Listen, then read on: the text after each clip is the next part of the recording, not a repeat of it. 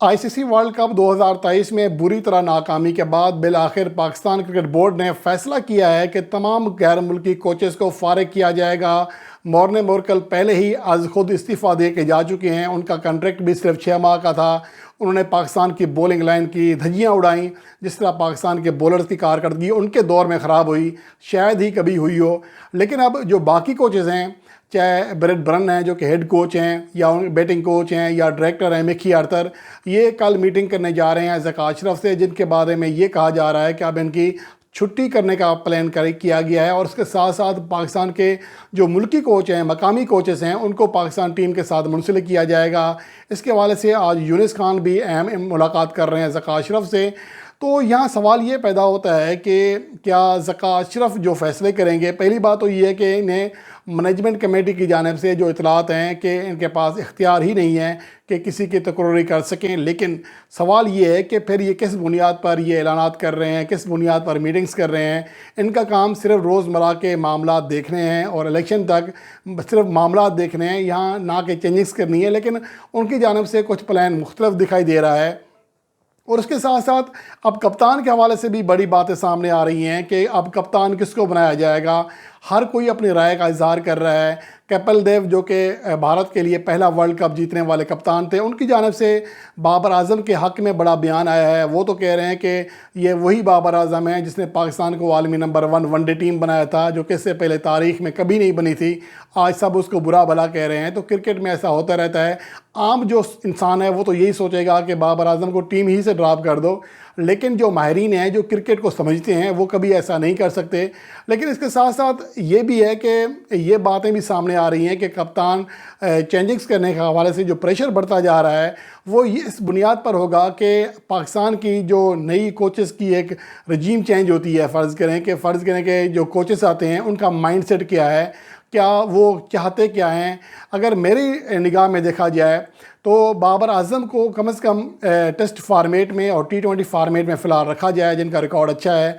और शाहीन अफरीदी को किसी एक फार्मेट में टेस्ट किया जाए, या फिर T20 फार्मेट में अगर लेके जाते हैं तो फिर अभी से फ़ैसला करना चाहिए, ना कि न्यूजीलैंड के टूर के बाद, क्योंकि फिर उन्हें एज़ कैप्टन ख़ुद को ग्रूम करने का मज़ीद मौका मिले। क्योंकि एज़ ए कैप्टन तो वो पाकिस्तान सुपर लीग में लगातार 2 टाइटल जीत चुके हैं, जो कि ये कारनामा सरअंजाम देने वाले पाकिस्तान सुपर लीग की तारीख़ के वाहिद कप्तान हैं। लेकिन इसके साथ साथ और नाम भी सामने आ रहे हैं। हर कोई यहाँ पर एक अतवार बाज़ार लग गई है मशवरे देने की।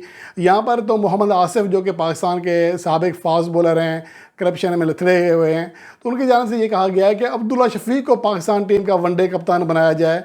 तो सवाल ये पैदा होता है कि ये वाकई होश में ही उन्होंने ये बात की है या सोते हुए कोई ख्वाब देखा है।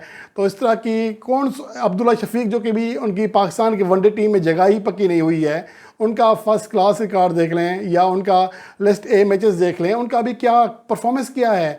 माँ सवाए जो श्रीलंका के ख़िलाफ़ सेंचुरी की थी, तो कोई बड़ी परफॉर्मेंस उनकी जानिब से अभी सामने नहीं आ सकी है। इवन कि अभी उनकी पाकिस्तान टीम में जगह भी पक्की नहीं है। हो सकता है कि साइम अयूब आएँ और उनकी जगह पे कब्ज़ा कर लें, क्योंकि वो अच्छी कारकर्दगी दिखा रहे हैं।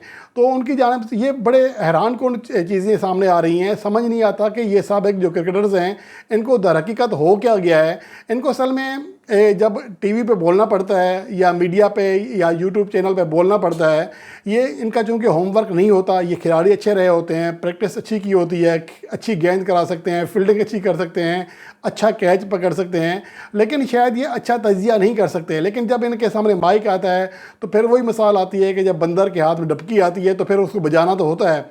अब वो बजाने के लिए ऐसी ऐसी बातें करते हैं जो कि अजीब चुटकुले छोड़ जाते हैं, मजाक बन जाती है।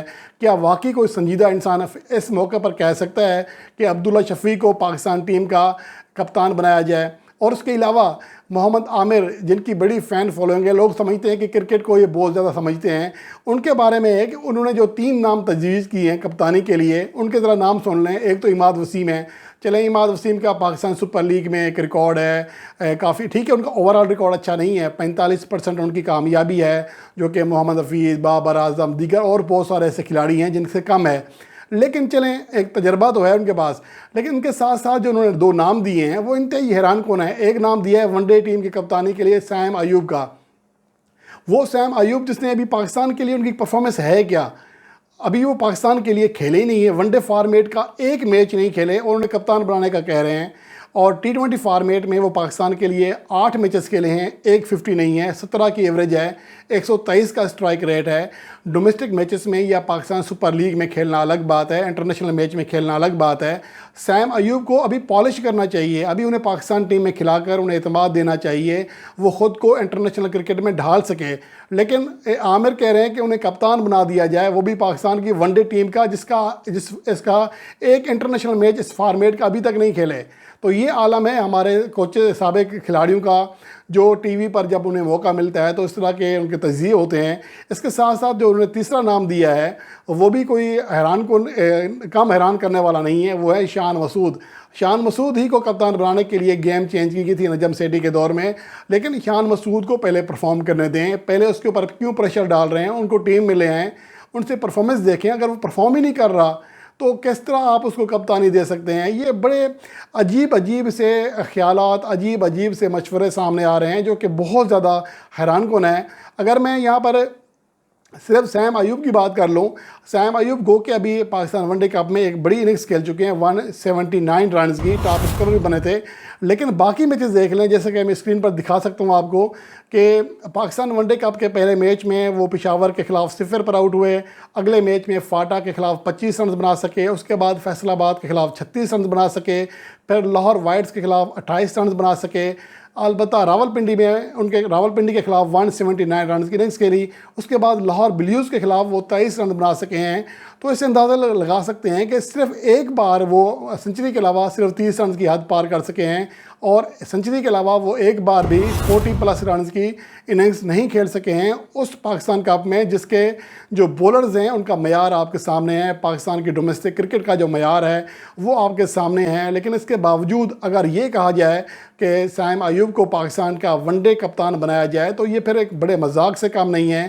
تو مجھے تو حیرت ہوتی ہے کہ کون سے لوگ ہیں جو ان کو سنجیدہ لیتے ہیں، اس طرح کے خیالات کو، اس طرح کے تجزیوں کو۔ ٹھیک ہے، آپ کرکٹ کے اوپر بحث کریں، اچھی یا بری چیزیں ہو سکتی ہیں، 19-20 کا فرق ہو سکتا ہے، میری سوچ الگ ہو سکتی ہے، کسی کی الگ ہو سکتی ہے، لیکن ایسا نہیں ہو سکتا کہ ایک کھلاڑی جس نے ابھی ایک ون ڈے انٹرنیشنل میچ ہی نہیں کھیلا آپ اس کو کپتان بنانے کے لیے کہہ دیں۔ اور جب عبدالرزاق سے بات کی جاتی ہے تو وہ بھی اس طرح کے مشورے دیتے ہیں، وہ کہتے ہیں فخر زمان کو بنا دیں۔ کیا فخر زمان کی جو کارکردگی ہے اس میں تسلسل ہے؟ کیا بنگلہ دیش اور نیوزی لینڈ کے خلاف جو 2 اننگز کھیلی اس سے پہلے ہم سب نہیں کہہ رہے تھے کہ فخر زمان کو ڈراپ کیا جائے ٹیم سے؟ وہ ٹیم کے اوپر بوجھ بنے ہوئے ہیں اور انہیں لگاتار کھلانے پر بابر اعظم تنقید سہ رہے تھے، جب انہیں ڈراپ کیا واپس ہے تو پرفارم کر دیا۔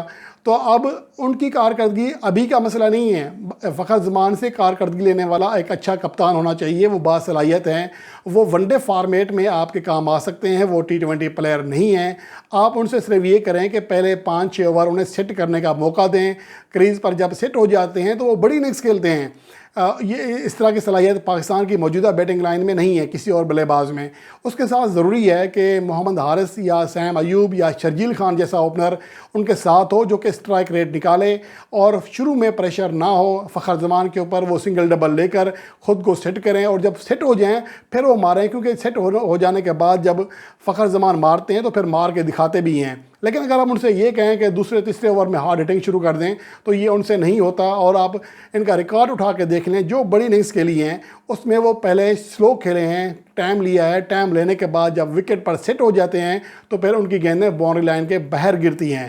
یہ آج تک ہمارے کسی کپتان کو یا مینجمنٹ کو ان کی یہ کھیل، ان کا جو انداز ہے سمجھ نہیں آ سکا۔ تو فخر زمان تو پہلے تو آپ ان کو اچھے طریقے سے یوز کرنا سیکھیں، ان کو بطور کپتان بنانے کے بعد تو بہت آگے کی نکل جائے گی۔ تو یہ چیزیں چل رہی ہیں، کوچز کے حوالے سے بھی نام سامنے آ رہے ہیں، اور اس کے علاوہ جو کہا جا رہا ہے کہ عمر گل پاکستان کے بولنگ کوچ بنیں گے، شاید مشتاق احمد کی بھی خدمات حاصل کی جا سکتی ہیں، ایک بار پھر سکلین مشتاق کی جانب بھی دیکھا جا سکتا ہے۔ تو یہ چیزیں اب دیکھنے آئندہ آنے والے ہفتے کے دوران بہت زیادہ بریک اپ ہو سکتے ہیں، اس حوالے سے بریکنگ نیوز آ سکتی ہیں۔